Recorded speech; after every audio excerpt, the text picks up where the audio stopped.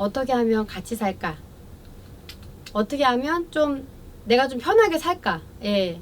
같이 살면서 편하게 사는 거. 그래서 맨 처음에 이거 의아해했어요. 왜냐면 나 지금 죽겠는데, 나 지금 힘들어 죽겠는데 왜 앞으로 잘 살자 그러지? 이렇게 의외다라고 얘기하시는데, 그때부터 조금씩 이제 시작되는 거예요. 맨 처음에 제가 하는 얘기는 그것은 당신의 잘못이 아닙니다라고 얘기하는 거예요.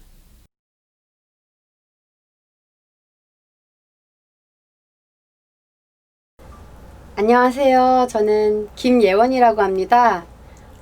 제 이름이 많이 생소하신 분들이 계실 것 같아서 제 이름을 소개할 때 예쁠 예자의 원래 원자라고 말씀을 드리고 있는데요. 그렇게 말씀을 드리게 되면서 여러 가지 생각이 교차해요. 제가 하는 일들이 사회에 소외되어 있는 곳, 그리고 또 찾아가야 하는 곳, 그런 곳에 맞는 일을 하고 있는데요. 그 분들의 삶이 이 사회에서 볼 때 별로 예쁘지 않다. 별로 가까이 하고 싶지 않다. 뭐 이렇게 치부되는 그런 분들을 많이 만납니다. 그래서 오늘 저희 이야기 나눠보고 싶은 것도 같이 사는 얘기 하려고 왔어요. 어떻게 하면 같이 살까? 어떻게 하면 좀 내가 좀 편하게 살까? 예. 같이 살면서 편하게 사는 거. 근데 이게 굉장히 상충된다고 생각하시는데 좀 그렇진 않고 그렇게 어렵지도 않다라는 얘기로 가져와서 여러분들과 얘기를 나눠보도록 하겠습니다. 제가 하는 일은 조금 특이한 일이에요. 장애인권법센터라는 법률사무소를 운영하고 있는데 법률사무소 이름이 센터로 끝나는 거 보셨어요? 잘 없으시죠? 예. 센터로 끝나지 않는데 제가 법률사무소를 이렇게 특별히 장애인권법센터라고 이름을 지은 이유가 있어요. 제가 하는 일은 공익활동을 전담하는 일을 하고 있고요. 그 공익활동의 범위가 상당히 넓고 그렇긴 하지만 주로 하는 일은 장애인, 아동, 여성, 그리고 범죄 피해 당하신 분들, 이런 분들을 위주로 지원하는 일을 하고 있습니다. 그래서 궁금한 점도 많으실 것 같고 또 오해하시는 부분도 있으실 것 같고 그래서 그렇지 않다라는 거를 좀 허심탄회하게 얘기하는 시간이 됐으면 좋겠습니다. 공익을 위해서 일한다라는 게 되게 거창하게 들리시지 않나요? 일단 공익이라는 게 너무 좀 추상적이고 뭐 하는 게 공익이지? 막 이렇게 생각하시는데 공익이라는 것은 흩어져 있어서 개개로 쪼개서 보면은 잘 보이지 않는 이익을 말한대요. 근데 그거를 하나로 모아놨을 때 어떤 이익으로 발현될 수 있는 것이다 라고 말하고 있습니다. 이렇게 얘기하면 좀 감이 안 오실 것 같은데 우리가 얼마 전에 있었던 N번방 사건, 지금도 물론 재판 진행되고 있고 하지만 그게 10년 전에도 있었고 15년 전에도 있었거든요. 저는 이제 반성폭력 운동을 같이 하고 있는데 그 진영에서 보면 이 스마트폰을 이용해서 그리고 온라인을 이용해서 자기보다 약한 상대의 성을 착취하거나 그 사람의 약점을 이용해서 자기가 원하지 않는 행동을 계속 하게 하고 뭐 찍게 하고 그런 게 다시 폭력이나 협박의 굴레로 사용되고 이런 것들이 이미 10년 전에도 있었어요. 그런데 이게 드러나지 않고 그 당시에는 어떻게 말을 했냐면 뭐 원조 교제다. 조건 만남이다. 뭔가 이런 적절하지 않은 단어들을 계속 쓰면서 뭔가 이 사람들이 자발적으로 뭔가 이렇게 나쁜 짓을 하는 사람들 이런 식으로 뭐 일탈하는 사람들, 탈선하는 사람들 이런 식으로 봐왔던 시선들이 이렇게 억누르고 있었거든요. 근데 이게 N번방 사건을 계기로 아 그게 아니었구나. 이 피해자들이 숨어서는 안 되는 일이었는데 숨을 수밖에 없는 사회였구나 라는 게 드러났잖아요. 그래서 그런 거를 공익이라고 생각하시면 좀 쉽게 이해하실 것 같아요.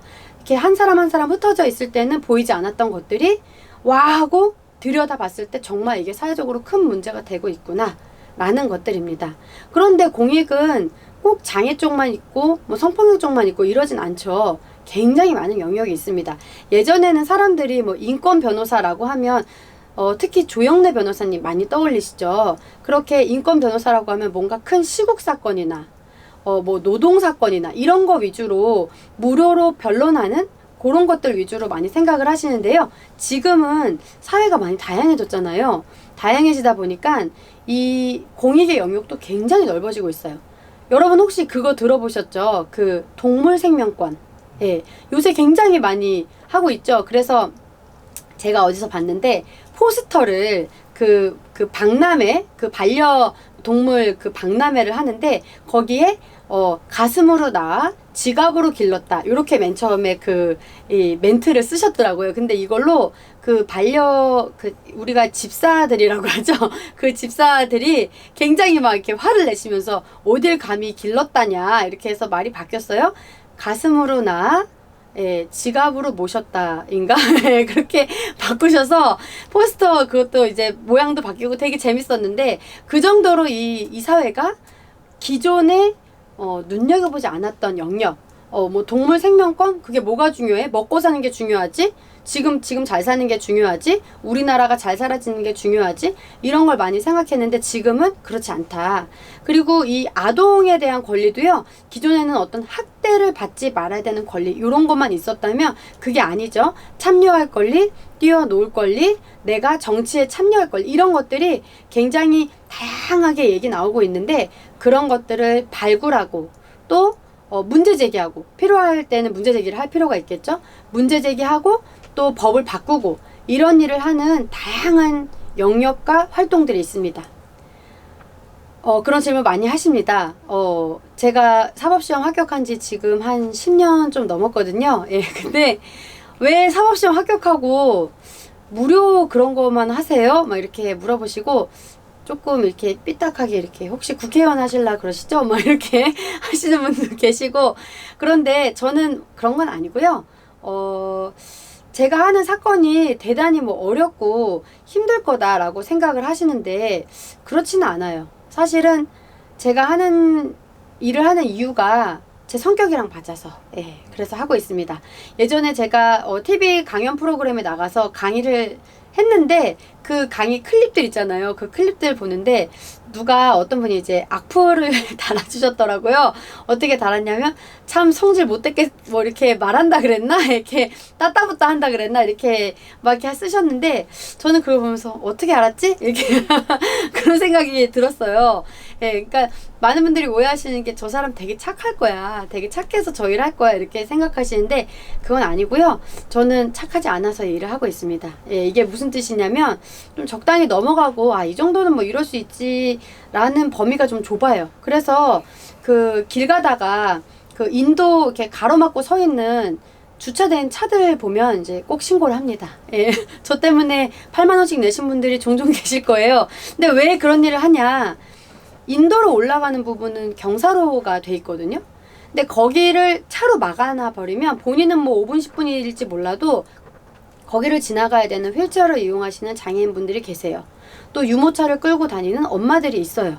그리고 킥보드나 이런 걸로 친구들이랑 안전하게 지나갈 권리가 있는 아동들이 있단 말이에요. 근데 그런 것들을 이분이 맡고 계시는데 그걸 모르세요. 그래서 저는 굳이 제 시간을 들여서 그런 거를 신고하고 다니고 이럽니다. 그러니까 제 캐릭터 대충 아시겠죠? 그래서 저 사람 좀 피곤할 것 같다. 옆에 같이 있으면 힘들 것 같다. 뭐 이렇게 얘기하시는 분도 계시고 저랑 아주 친한 사람들은 가끔 저한테 그런 말을 해주세요. 너랑 친구인 게 참 다행이야. 뭐 이런 얘기도 하시고 그렇습니다. 그래서 저는 뭐 대단히 숭고한 그런 뭐 정신과 되게 뭐 그런 유려한 마음을 가지고 일하는 것이 아니라 그냥 제 성격. 뭔가 문제가 있으면 해결해야 되고 문제 제기를 하고 싶고 같이 이런 거를 목소리를 모으고 싶고 이런 게 제가 재밌고 하는 일이어서 재밌게 하고 있습니다. 네, 특별히 제가 사건에 대해서는 잘 언급하진 않아요. 왜냐하면 그 피해자분들이 자기 언급되는 게 싫어하실 수도 있어가지고 말씀은 안 드리는데 이제 여러 사건들에서 반복적으로 나타나는 패턴이나 이런 거를 중심으로 제가 왜 이런 사건들을 지원하는지를 말씀을 드리려고 해요. 예를 들어 제가 많이 지원하는 사건은 그 성폭력 피해를 당하신 분들입니다. 근데 그 성폭력 피해도 굉장히 다양하겠죠. 뭐 강간도 있을 수 있고 아니면은 뭐 강제추행도 있을 수 있고 아니면 뭐 촬영도 있을 수 있고 뭐 여러 가지 얘기만 듣기만 해도 막 심란한 이런 여러 가지 사건들이 있는데 뭐 경미한 것도 있고 되게 중대한 것도 있고 다양합니다. 그런데 저는 그런 분들을 만날 때 항상 맨 처음에 물어보는 게 있어요. 마음. 그 당시는 어땠고 지금은 어떠십니까? 그런 걸 물어보거든요. 그러면 거의 열의 9은 그때도 힘들었지만 지금은 더 힘들어요. 이렇게 얘기하세요. 그래서 왜요? 이렇게 물어보면 이분들이 항상 하시는 얘기가 있어요. 내가 잘못한 것 같아서. 내가 그때 충분히 저항하지 않아서. 내가 소리를 더 크게 질러서 못하게 할 걸. 따라가지 말 걸. 뭐 내가 옷을 좀 더 조금 이렇게 단정하게 무슨 히잡 쓰실 것처럼 이렇게 뭐 단정하게 입을 걸. 뭔가 이런 식의 얘기들을 많이 하시는데요. 저는 거기부터 시작해요. 사건이라는 거는 저한테 사건으로 오지만 그 안에 있는 사람은 저한테 중요한 사람이거든요. 근데 그 사람은 지금까지 살아온 날도 중요하지만 앞으로 살 날이 훨씬 중요하시거든요. 그래서 이때 만난 거를 우리가 서로 잘 만났다 이러고 이제 하이파이브를 해요. 하이파이브를 하고 그 다음에 뭐를 우리가 같이 고민할 거냐, 앞으로 어떻게 같이 잘 살아나갈지를 고민하자고 합니다. 그래서 맨 처음에 이걸 의아해했어요. 왜냐면 나 지금 죽겠는데, 나 지금 힘들어 죽겠는데 왜 앞으로 잘 살자 그러지? 이렇게 의외다라고 얘기하시는데 그때부터 조금씩 이제 시작되는 거예요. 맨 처음에 제가 하는 얘기는 그것은 당신의 잘못이 아닙니다라고 얘기하는 거예요. 우리가 이렇게 살해당한 사람한테 이렇게 말하지 않죠. 그러니까 누가 살아서 돌아다니래 뭐 이렇게 얘기하지 않죠. 그리고 이렇게 강도당한 사람한테 누가 지갑 들고 다니래? 누가 돈 갖고 다니래? 이렇게 얘기하지 않습니다. 그런데 유독 이 사회가 이 성적인 피해나 폭력을 당한 분들한테 그러길래 누가 그러래. 그러길래 왜 그랬어. 이런 식의 것들이 굉장히 많고, 심지어 가까운 사람, 그 피해자와 가까운 사람, 뭐 엄마든 뭐 가족이든 친구든 누군가도 그 편견 속에서 이 사람을 계속 2차 피해를 하거든요. 그래서 그런 것들로 막 이렇게 갈기갈기 찢어진 마음을 제가 먼저 같이 이제 위로하고, 아니다 그거 그거 아니다 라는 얘기를 같이 하면서 거기부터 시작을 해요. 그러면 이분이 아니라네? 누가 나한테 이런 얘기 해준 적 없는데? 정말 내가 잘못한 게 없을까라고 돌아보면서 사실은 가해자의 잘못이라는 걸 인식하시게 돼요. 그렇게 되면서 조금씩 내면의 힘이 생기시더라고요. 근데 그 힘이요, 회복 탄력성이 좋은 분들이 굉장히 많습니다. 제가 싫어하는 그 표현 중에, 기사들 중에 이런 표현 하시는 분들이 있어요. 씻지 못할 상처, 씻을 수 없는 뭐 고통, 뭐 이런 얘기를 막 이렇게 쓰시는데, 씻어야죠. 씻을 수 없으면 어떡해요. 이분들 앞으로 더 오래 사셔야 되거든요. 씻을 수 있습니다. 그래서 그 씻을 수 있는 과정을 제가 씻겨드리는 게 아니고요, 이분이 스스로 잘 씻을 수 있게 응원해 드리는 거예요. 잘 씻을 수 있습니다. 씻는데 아무 문제 없습니다. 그렇게 얘기하는 일을 하다 보니까 안 힘들어요. 재밌어요. 그렇게 생각해 주시면 훨씬 더 저를 이해하시고 제가 하는 일 이해하시는 데 도움이 되실 것 같아요. 장애에 대한 인식이 사회마다 많이 다르다고 하는데요. 제가 볼 때는 전 세계적으로 보면은 뭐 나라마다 크게 차이가 있다기보다는 사람이 문제인 것 같아요. 결국 그 사람을 주변에 어떤 사람이랑 교류하고 있는지, 그리고 그 사람이 어떤 상호작용을 하고 있는지가 훨씬 더 중요한 것 같은데, 우리나라만 해도 이 인식이 상당히 높은 수준에 있는 분도 계시지만 전혀 그렇지 않은 분도 계시겠죠. 근데 그 차이는요, 타자화하는 데 있는 것 같아요. 그러니까 이 사람은 나랑 똑같은 사람 아니고, 이 사람은 장애가 있네? 어머, 불쌍해. 어떡해, 불편하겠다. 그리고 조금 더 심하면 이제 왜 살아? 뭐 이렇게까지 나가는, 그렇게 되는데, 그게 아니라 이 사람도 사람이고 나도 사람이고 이렇게 동등하게 보면 사실 그렇게 생각 안 할 수 있거든요. 근데 이거를 이렇게 얘기하는 건 많은데, 예를 들어 드리면 이런 거예요. 우리가 카페에 가요. 근데 카페에 가서 친구들이랑 같이 갔는데 친구들이 뭘 골라요. 예를 들어서 나는 뭐 프라푸치노 먹을 거야, 뭐 이런 식으로 얘기했어요. 근데 그게 내가 사기로 했는데 이건 프라푸치노가 세상에 제일 비싼 거예요. 나는 웬만하면 그냥 아메리카노 먹었으면 좋겠는데, 나는 그 정도 예산 생각하고 왔는데 프라푸치노를 먹으면 이 사람이 2,500원을 더 내야 돼요. 그럼 싫을 수도 있겠죠. 그런데 이런 거에 대해서 우리가 똑같은 사람이면, 서로 이제 기브앤테이크가 같이 똑같이 존중되는 사람이면, 그래 그거 먹어, 다음에도 나 맛있는 거 사줘, 뭐 이렇게 할 수가 있잖아요. 근데 장애인을 이렇게 내가 사줄게 라고 하고 데려가면 우리 사회가 시키는 대로 먹어, 주는 대로 먹어, 여기까지 데리고 와준 것만 해도 고마운 줄 알아야지, 뭔가 이런 것들이 깔려 있는 거예요. 그래서 저는 이런 아주 작은 에피소드지만 거기에서 내가 이 사람을 어떻게 대하고 있느냐로 보시면 좋을 것 같아요. 네. 장애인 사건 말고도 다른 사건들 많이 하고 있습니다. 예. 말씀드린 것처럼 뭐 성폭력 피해자 지원도 하고 있고, 그리고 아동학대 사건 지원도 하고 있고, 특히 아동학대 사건 관련해서는 꼭 학대가 아니라도 이 아동이 어떻게 하면 행복하게 살 수 있을까, 그거에 대해서 뭐 제도 개선을 한다거나 입법을 한다거나 그런 활동을 하고 있고요. 최근에 제가 이제 코로나 초반에 너무 걱정이 됐던 게 있어요. 아이들이 많이 죽거나 다칠 수 있다. 왜냐하면 이제 계속 갇혀서만 살고 밖에 교류하지 않고 하면 자기가 당하는 일을 아동은 스스로 말하기 어렵잖아요. 그럴 경우에 학대 행위자가 있고 하면 거기서 벗어날 가능성이 너무 줄어들기 때문에 굉장히 제가 그런 상상을 하면서 괴로워했었는데, 이게 이제 몇 개월이 지나고 하면서 계속 사건으로 현실화하면서 다가오면서 너무 마음이 아파요. 예, 저도 아이를 키우는 엄마이기도 하고 또 이런 사건을 많이 진행을 하는 입장에서 좀 이런 일이 없어졌으면 좋겠다라는 마음으로 같이 이렇게 연대해서 활동하고 있고요. 뭐 그거 말고도 이제 환경운동도 같이 합니다. 이 장애라는 이슈가 뭐 아동이라는 이슈가 어떤 뭐 생애 주기에 국한되거나 어떤 생활 영역에 국한되는 건 아니거든요. 그러다 보니까 장애인도 좋은 환경에서 살아야 되죠. 그럼 그 좋은 환경이란 뭘까? 깨끗하고 쾌적하고 비용이 많이 발생하지 않는 그런 환경이어야 되거든요.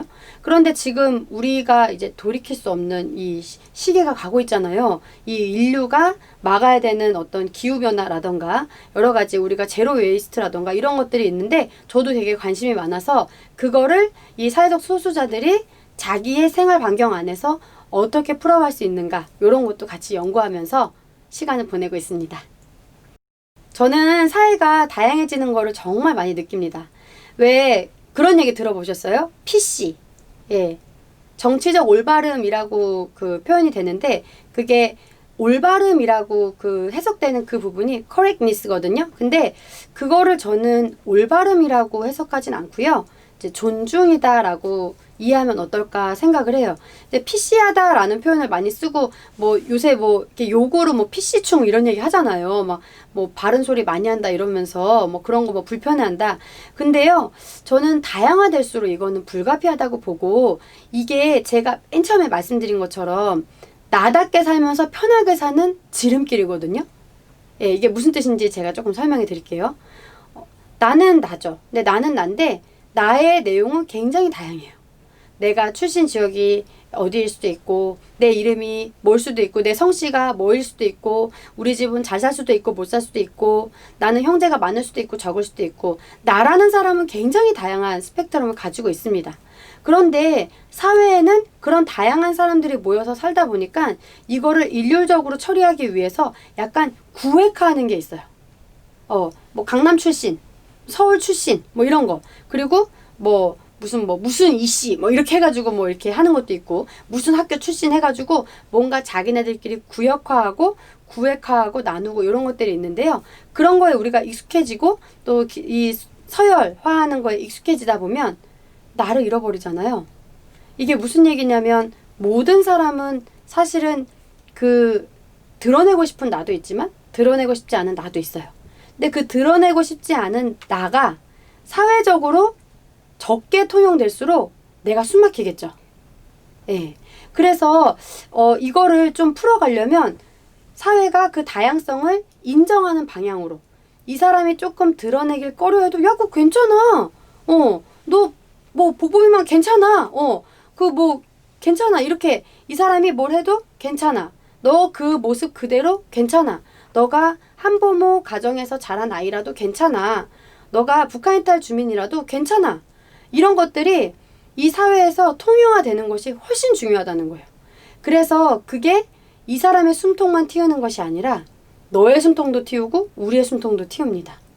그래서 함께 사는 게 그렇게 중요하다라는 얘기고요. 사회가 다양해지면서 뭐 PC하다, PC하지 않다에 대해서 얘기를 하는데, 그거는 아까 전에 말씀드린 것처럼 존중이라는 얘기로 말씀드렸잖아요. 아주 사소한 예로 이런 거를 들어볼게요. 시각장애인이랑 막 얘기를 하다가 이제 헤어질 시간이 됐어요. 근데 헤어질 때 내일 봐가 좋을까요? 내일 만나가 좋을까요? 네. 아주 사소하지만 이런 걸 생각할 수 있겠죠. 그리고 우리가 아무렇지도 않게 쓰는 말 중에 뭐 막장이다 뭐 이런 얘기 하잖아요. 예, 근데 막장이 무슨 뜻인지 아시나요? 막장은 그 탄광에서 가장 그 끝부분 파는 그 부분을 막장이라고 하는데, 그러면은 거기에 계신 분들이 막장이라는 얘기를 막 들으면 아, 그 드라마 막장이야 막 이렇게 하면 그 집안 뭐 막장 집안이야 이러면 기분이 좋을까요? 그렇지 않을 수 있겠죠. 그래서 우리가 이렇게 말을 내뱉거나 뭔가 무심코 행동을 할 때 여기까지 갔다가 와야 되는 거죠. 예, 여기까지 한번 올라갔다가 나와야 되는데 이제 바로 나오시는 분들이 있어요. 그래서 거기에서 우리가 이 존중, 뭐 예, 정치적 올바름이라고도 하지만 뭐 존중의 의미를 넣어서 말하고 대화하고 행동한다면 훨씬 더 좀 내가 억압되지 않고 있는 그대로의 내가 존중받으면서 사회에서 어우러지지 않을까. 그게 다양한 사회가 아닐까. 예, 그리고 그게 더 나아가서 차별 없는 평등한 사회가 되지 않을까. 이런 생각을 하면서 일하고 있습니다. 제가 생각해보는 같이 사는 좋은 방법에 대해서 짧게 말씀을 드리긴 했는데 제 얘기가 정답은 아닐 거예요. 그렇지만 오늘 드린 말씀들 중에 내 생활 속에서 조금씩 실천해 볼 수 있는 것, 그런 것들을 하나하나 해나가면 내 주변에 조금씩 전달되지 않을까, 그런 생각을 하면서 제가 드리는 말씀을 마무리하도록 하겠습니다. 들어주셔서 감사합니다.